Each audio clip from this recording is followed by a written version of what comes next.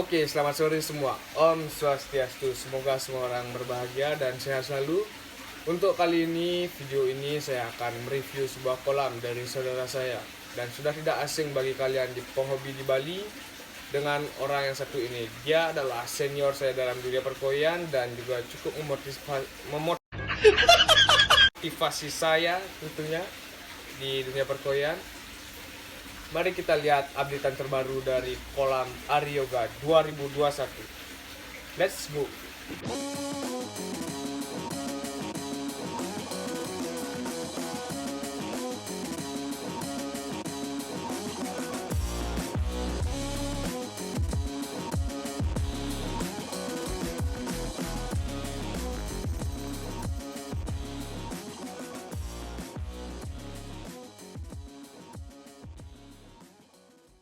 Oke, kita di sini sudah bersama orangnya, yaitu Blikomang Aryoga.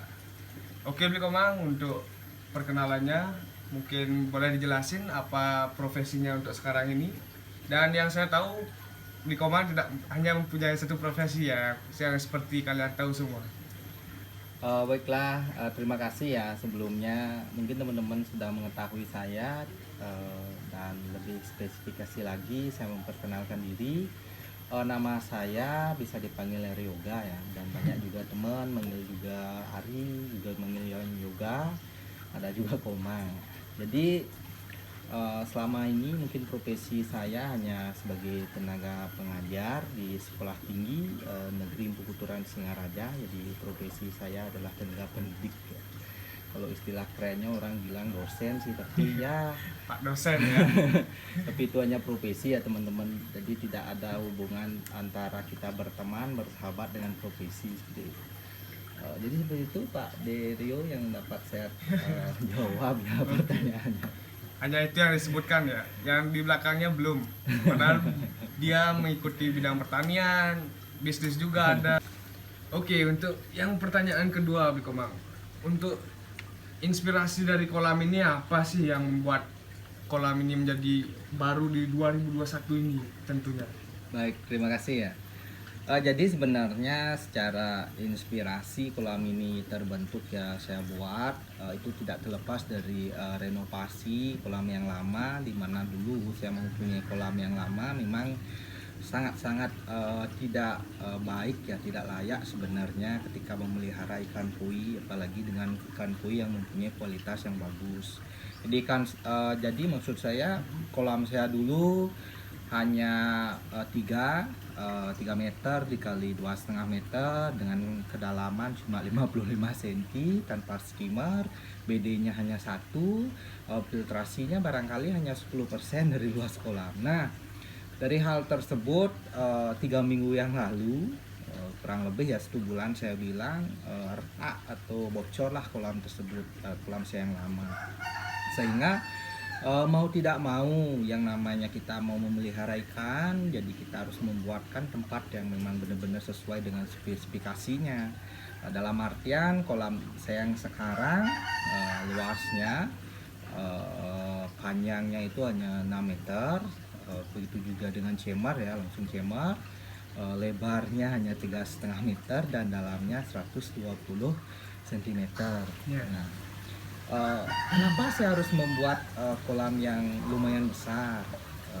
Yang pertama, saya suka yang namanya mau belajar breeding. Jadi kolam ini saya bentuk ya, saya wujudkan sebagai tempat nanti pemeliharaan indukan. Jadi indukan-indukan yang berkualitas yang saya pilih dari breeder-breeder dari Dainichi Koi Farm, ada Sakai Koi Farm, ada Momotaro, dan Umeda Koi Farm, dan beberapa dari farm-farm yang lainnya yang ada di Jepang ya. Tapi tidak menutup kemungkinan juga saya mempunyai beberapa memang koleksi dari koi lokal breeder Bali ya. Memang koleksinya bagus-bagus, artinya indukannya memang bagus-bagus, jadi anaknya juga bagus seperti itu.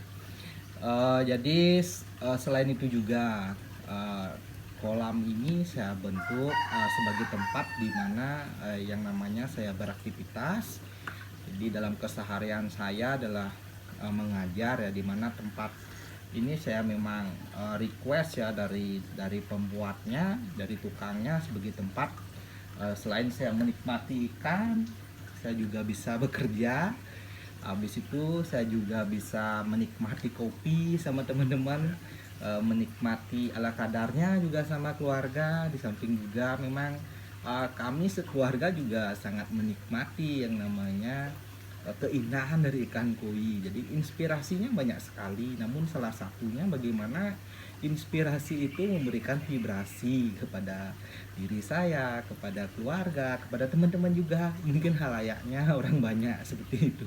Mungkin sederhananya seperti itu, Derio. Ya, siap, siap. Dan itu ya penjelasan dari Bliko Mangari sudah sangat mendetail semua.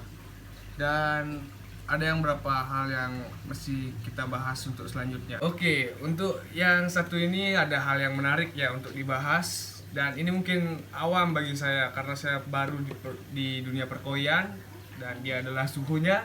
Wah. Dan kenapa suhu memakai air lip di kolam segede ini? Baiklah. Jadi seperti ini ya teman-teman ya. Kapasitas dari kolam saya ini adalah 20.000 liter, artinya 20 ton ya. Jadi saya menggunakan sistem airlift. Jadi teman-teman mungkin sudah banyak yang mengetahui bahwa sistem airlift ini dari aerator ya. Di sini saya mempunyai dua.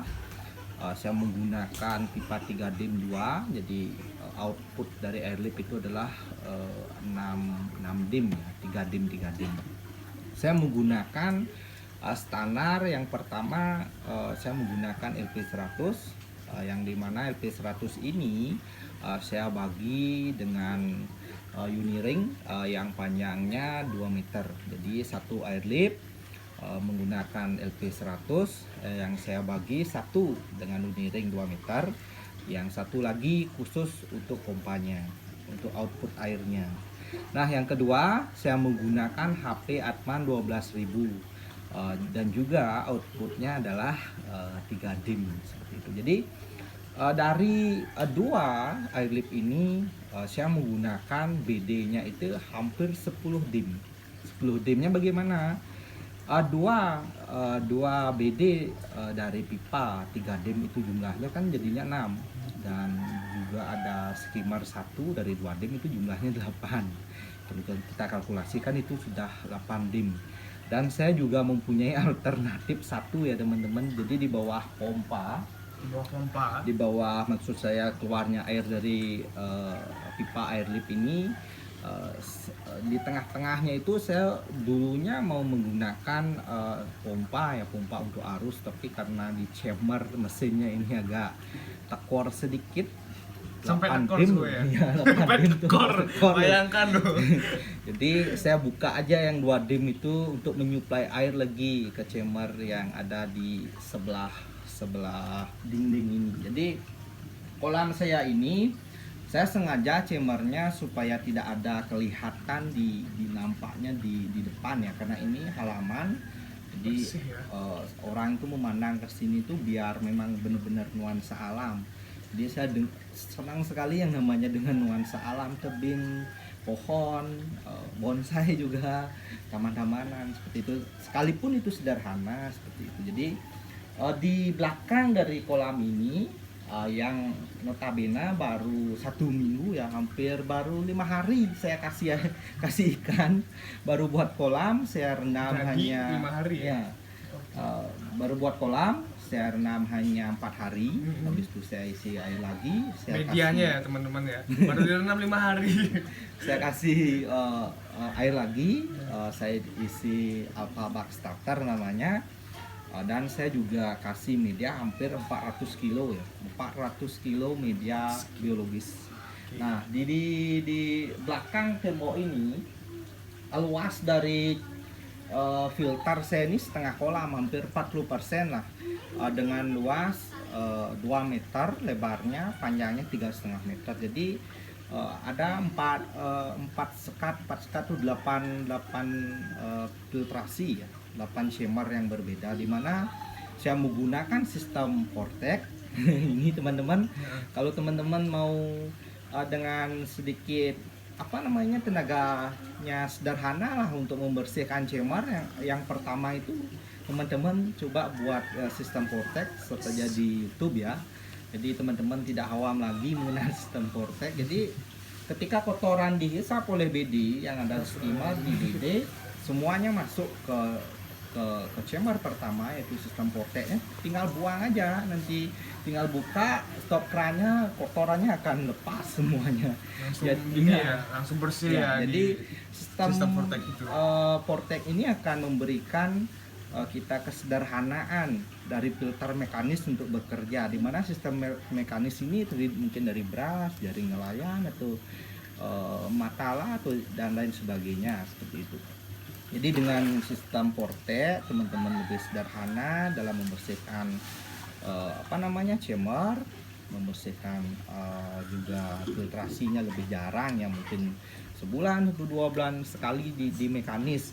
Kalau seperti saya nih jarang di rumah ya, palingan sebulan 2 bulan saya baru bersihkan. Tapi dengan drippingnya mungkin ya 1 minggu sekali kita bersihkan. Di vortexnya aja tinggal buka stop keran, semua kotoran bakalan lepas seperti itu mengenai kenapa kolam ini nampaknya memang sederhana ya, di depannya mungkin ruwetnya itu di belakang ya, Iya, di artinya sistem filtrasi ya. ya di sistem filtrasinya. Nah yang kedua mengenai sistem air lip ini, jadi teman-teman bisa search di googling atau di YouTube atau bertanya-tanya ya sama teman-teman yang sudah mempunyai kolam yang menggunakan air lip. Jadi air lip ini sistem sangat sederhana teman-teman, sederhana tapi memuaskan bila teman-teman menggunakan sistem ini. Karena apa? Satu, biaya untuk listriknya ini barangkali setengah dari pompa. Ini setengah dari pompa.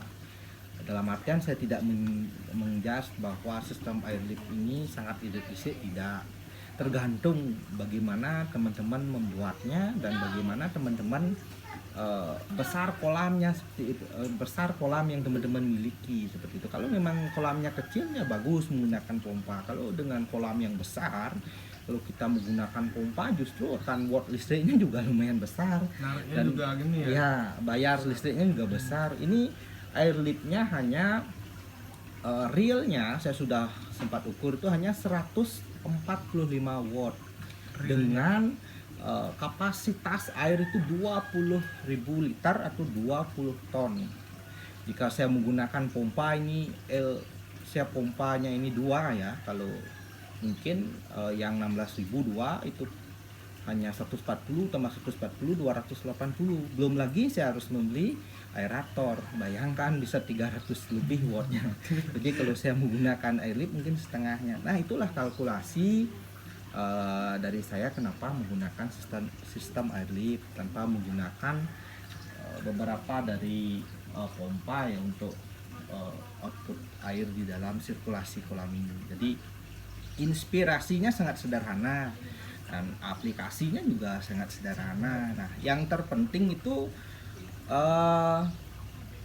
sistem filtrasinya kita bagus, dimana ada sistem mekanis, ada sistem yang paling penting itu biologis, dan pemeliharaan air itu sangat paling utama ya di dalam memelihara ikan koi. Jadi teman-teman ya janganlah terlalu berat barangkali berpikir bahwa pemeliharaan ikan koi itu sangat sangat susah, membutuhkan aja ya. membutuhkan biaya yang besar.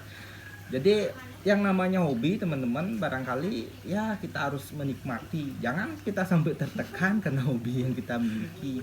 Terus terang saja di dalam kolam saya ini mungkin teman-teman sudah melihat nanti ya, ikannya memang ada sedikit kualitas, tapi tidak terlalu bagus, tapi ada sedikit kualitas seperti itu. Jadi saya hanya menggunakan kualitasnya top. Saya hanya menggunakan autofeeder, saya tinggalkan seminggu, saya kasih pakan di sini, pakannya hanya hero, pakan lokal berkualitas. Saya rasa hero ya, bagus, airnya bagus, kotorannya juga tidak hancur ya, artinya kualitas air juga bagus. Jadi ikan saya hampir 5 hari di sini saya kasih hero Astung Hara ya teman-teman. kolam baru. Nah, kenapa? Karena saya berpikirannya begini. Kalau kita memelihara ikan, kita pertama peliharalah airnya. Bagaimana dengan cara memelihara air? Yaitu dengan cara yang pertama yaitu kekuatan chamber kita harus bagus. Yang kedua, kita yakini bahwa ketika kolam kita ini sudah mulai kita taruh ikan, setidaknya bakteri yang ada di chamber kita, di chamber kolam kita ini sudah memang mau bekerja aktif. Dan terlebih lagi, apalagi kolam besar, apalagi dengan kualitas ikan yang agak-agak sedikit jumbo ya, oksigennya itu harus memang benar-benar yang optimal lah. Karena ikan mau bagus, ikan juga bisa stres, ikan juga nantinya bisa bakalan sakit ini karena yaitu air. Jadi air dengan kualitas air yang sudah kita memang percayai bagus, artinya belum tentu air yang bening itu bagus dan belum tentu juga air yang keruh itu tidak bagus. Jadi kita pastikan bahwa kenapa air kita bisa bagus. Yang pertama kita lihat dulu chambernya, dan yang kedua kita taruh ikan murad apa tidak. Dan ketika kita kasih makan ikannya mau lahap apa tidak. Nah itu barangkali barometernya ukurannya seperti itu teman-teman. Jadi marilah kita bersama ya, itu juga ya teman-teman. Mungkin dari Rio ya yang sering saya ajak sharing di sini. Saya sering curhat ya kalau ikan saya sakit ya ke Bliko Mang. Teman-teman juga di sini.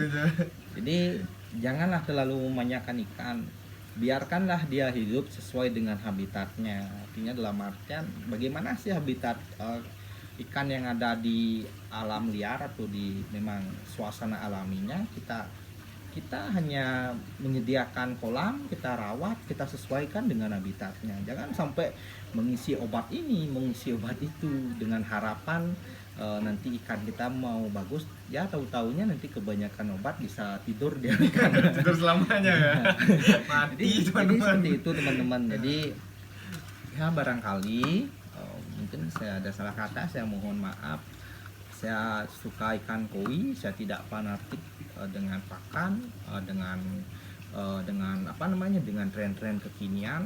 Saya sukanya memelihara, Ya, siap. kita rawat dengan kesederhanaan, dengan konsep yang lebih alami lah. Karena apapun yang kita lakukan dengan hati yang memang dari dalam hati, apalagi itu hobi, dan kita tidak terlalu terbebani oleh hobi, semuanya itu akan memberikan nuansa positif ya dalam hidup. Saya tidak terpengaruh dengan hal-hal yang dibilang wow kekinian, wah kekinian, namun dalam aplikasinya masih dalam tahapan teori, belum sampai tahapan nanti di mana sebuah kewawan tuh, kekinian itu apa namanya, bisa dilihat memang seperti yang dibilang seperti itu. Jadi marilah kita belajarnya itu dari hal yang sederhana, kita teorikan dengan beberapa teman, kita ajak sharing yang sudah paham, kita praktekkan di tempat kita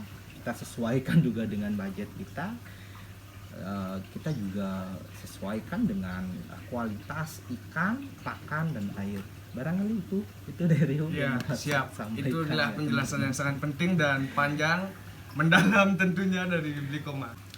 Oke, dan itu penjelasan yang sangat penting dan mendetail dari Bliko Mang ya. Dan yang selanjutnya aku akan nanyakan hal yang penting juga. Dan di sini ada berapa populasi ikan Bliko Mang yang Bliko Mang pelihara? Iya. Sebelumnya ini kopinya boleh diminum dulu ya. Oke. Kita ngopi dulu ya. Jadi kita jangan hidup tuh dengan terlalu tegang. Kita bawa enjoy aja. Enjoy aja. Jadi seperti ini semetonnya. Di kolam ini saya mempunyai 11 ekor ikan. Jadi 11 ekor ikan ini memang populasinya kalau saya bilang ya 20.000 liter. Jadi kita bisa isi populasi ikan itu sekitar 20 ikan ya. Tapi saya masih baru mempunyai 11 ekor ikan. Itu kohaku semuanya itu ada 5, 4 dari Dainichi Koi Farm, memang Itu import ya? Import. Dainichi. Yang satunya lagi dari Sakai Koi Farm, import juga. Nah, sisanya itu ada dari ikannya Pak Chandra ya. Yang kedua, yang ketiga juga ada dari Isa Koi Farm itu F1 ya dari Good One. Dan sisanya lagi ada saya mempunyai 2 polosan Karasi dan Chagoi Midori ya, kalau kita bisa bilang itu dari Karasinya dari Sakai Koi Farm, dan Chagoi-nya ini dari breeder Bali ya. Jadi dalam populasi ini saya hanya isi hanya setengah barangkali ya, setengah dari kapasitas yang seharusnya. Ikan-ikan saya yang ada di kolam ini ikan-ikan yang nantinya saya pergunakan untuk kedepannya barangkali sebagai indukan. Nah, jadi saya ingin sekali mencetak atau membreeding ya, arti membiakkan ikan koi. Saya tidak bisa Membiakkan, ya? ya, saya tidak bisa membuat ikan koi, yang membuat itu tetap Tuhan ya. Saya hanya mengembang biakkan saja, barangkali mengembang biakkan. Jadi bagaimana nanti kualitas ikan yang saya kembang biakkan itu memang mempunyai kualitas genetik yang bagus. Yang kedua juga saya berikan kepada penghobi juga layak nanti ya, memang dari genetiknya. Yang kedua bodinya, polanya itu sesuai dengan selera. Dan yang paling penting harganya bisa merakyat lah ya, artinya Harga merakyat. Dengarkan. artinya kita sama-sama penghobi. Jadi kalau memang ada kualitas ada harga, jadi tapi dalam prinsip saya ketika ada kualitas di sana juga ada pertemanan ya, karena teman nanti saya akan kasih dengan harga yang tidak terlalu menjerat ya, tidak sampai jutaan harganya, palingan ya di bawah 1 juta barangkali ya, di bawah 500 barangkali kalau bisa. Dan itu pun kalau memang hasilnya bagus. Kalau tidak hasilnya bagus ya saya hanya pelihara saja untuk diri sendiri seperti itu. Jadi populasi ikan baru hanya 11 ekor, itu pun dari beberapa farm dan breeder-breeder yang ada di Bali, begitu juga ada yang di luar Bali. Jadi tidak menutup kemungkinan juga ikan-ikan yang ada di kolam saya bisa jual. Jadi kalau memang cocok harga saya akan jual, tapi dengan satu syarat, yang membelinya ini memang harus mempunyai standar Bernyali. kolam ya, tentu memang bernyali ya. Yang kedua juga harus mempunyai kualitas kolam yang bagus. Jangan sampai saya melepas ikan kesayangan saya, nanti di sana dipelihara tidak tidak mengenakan untuk ikannya, jadi kan kasihan ya. Jadi ikatan batin antara penghobi dengan peliharaannya itu harus memang ada ikatan.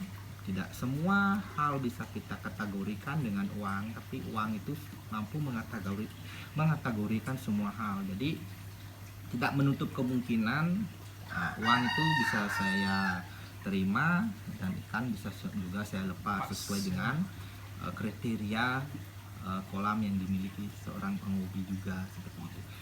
Mungkin seperti itu teman-teman ya, teman-teman juga ya. Ya itu dengarkan dulu. Oke, dan ini yang terakhir ya. Ini yang terakhir Bli Komang. Ya. Pertanyaan aku, mungkin Bli Komang bisa sharing atau share ke teman-teman gimana sih bagi newbie atau pemula seperti aku cara memilih ikan. Oke ya.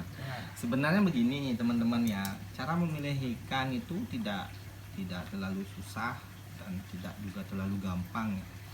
Jadi di dalam kita memilih ikan, yang pertama teman-teman ini kan yang melihara ini kan inginnya ikan ini bakalan tumbuh berkembangnya ini bagus ya ke depannya. Besar ya.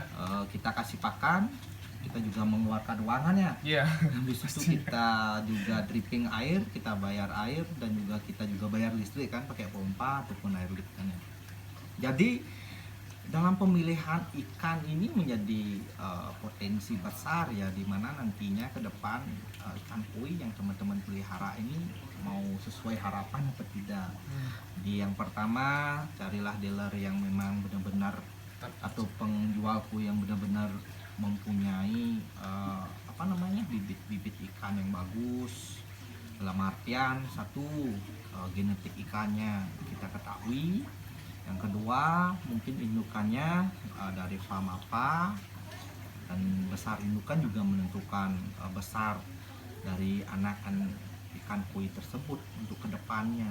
Nah, yang pertama genetik, yang kedua indukan, yang ketiga pilihlah bentuk kepala yang jangan yang loncong ya, kalau saya bilang Panjang ya? panjang ya. Panjang. Pilih agak sedikit yang agak bulat. Habis itu dengan postur tulang punggung sampai tulang ekornya itu memang besar ya, punggungnya besar, eh, tulang ekornya juga besar dan Besar itu melebar apa atau tinggi? melebar lah. Melebar ya? Ya, Oh. melebar. Kalau ikan kecil itu pasti melebar kelihatan. Kalau tinggi itu kan nggak mungkin orang ikan tuh pipih ya. Oh iya. Artinya dengan kepala yang agak sedikit bulat, punggung yang lebar, sampai dengan ekor yang lebar. Dan jangan sampai teman-teman membeli ikan yang agak bengkok ya. Kepala mungkin agak bengkok sedikit antara kepala dan pangkal dari bahunya ini agak bengkok, jangan sampai ya. Apalagi sirip-sirip bengkok, apalagi di pangkal ekor bengkok, jangan sampai. Jadi pastikan genetiknya bagus. Yang kedua, pastikan besar indukannya, pastikan kualitas bodi dari ikan meskipun kecil tapi sudah kelihatan nanti bodi jumbonya seperti itu. Dan pastikan juga Ikannya bagus. ikannya itu dipelihara dengan bagus, dengan sesuai dengan standar kolam, dengan filter yang bagus, ada mekanis biologis. Sekalipun nanti kolamnya dangkal apa-apa, saya juga dulu kolamnya dangkal mampu kok membuat ikan 80 cm ya. Dan pemeliharaan ikan itu ya dripping air, bersihkan cemer, kasih pakan yang standar, jangan sampai mengasih pakan yang pakan lele, pakan ikan nila, Iya. pakan ikan yang di bawah standar kualitas koi lah seperti itu. Jadi kita kasih pakan yang memacu pertumbuhannya juga, memacu kualitas ikan itu juga. Jadi untuk penghobi, sekalipun saya berkata demikian, saya tidak lebih senior ya dari teman-teman. Kita hanya sharing nih, dalam dunia hobi tidak ada senior junior. Jadi kita hanya berbagi pengalaman.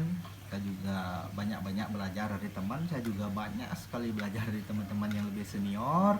Mohon maaf jika ada kesalahan kata saya, kekeliruan kata saya. Mari kita sharing ya. Kalau teman-teman nanti barangkali lewat ke Gianyar, mampirlah ke pondok saya, ke rumah saya, ke gubuk yang saya punyai yang sangat sederhana. Kita bisa ngobrol-ngobrol sambil minum kopi ya, santai seperti itu.